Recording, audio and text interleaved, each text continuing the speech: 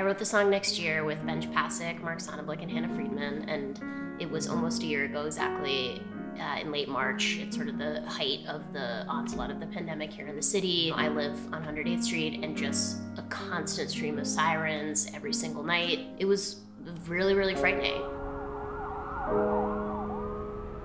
I got a text from these guys late one night being like, "You up?" basically, and I was like, "Yes, I'm just staying in my apartment." They're like, "Do you want to write a song?"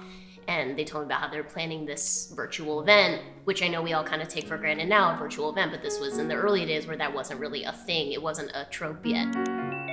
Like one of my first Zooms was this songwriting session. So we kind of had a Google Doc open and we were all writing in it, and it definitely felt a sort of like Avengers with our powers combined, we can write this song. As you wonder and wonder how long you'll stay lost,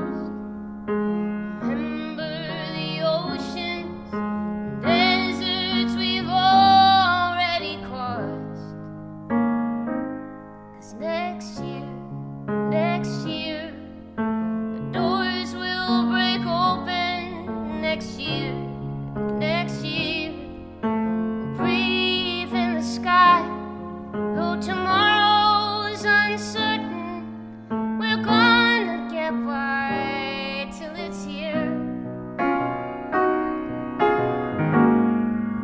So here's to next year.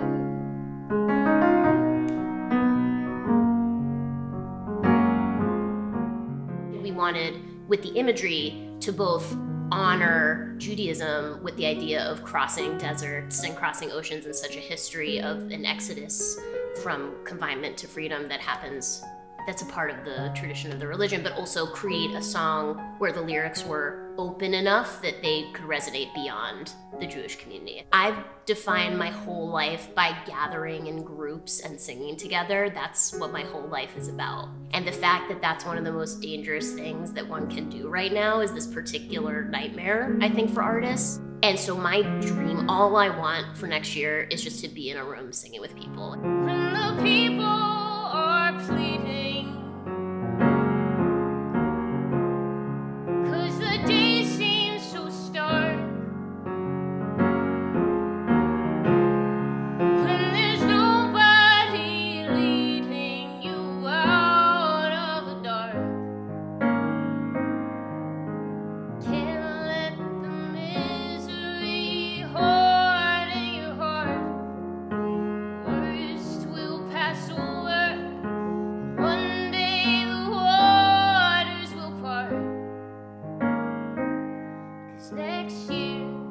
next year, the doors will break open. Next year, breathe in the sky.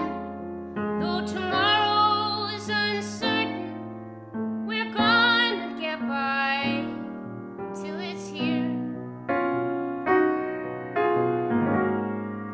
So here's to next year. My hope for this song is that it will always resonate, even when we're past this particular crisis, because, you know, we all know there's going to be more trials and tribulations ahead of us in every generation, in every era, and that there is this hope that fuels you that tomorrow could and might be better. You know, there's a quote from the Talmud that I love that's, "You are not obligated to complete the task, but neither are you free to abandon it." And it's just this reminder that sort of the work for a better world is never done. And even, you know, that hope that in the next year we could learn to come together more. Next year we can learn to treat our neighbor as we would our own family. You know, next year, like it's sort of next year, fill in the blank, is sort of a prompt for all time. Next year.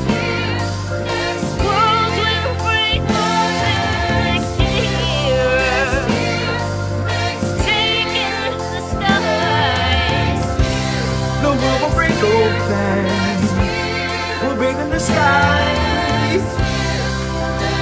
It's gonna be better, it's gonna be brighter.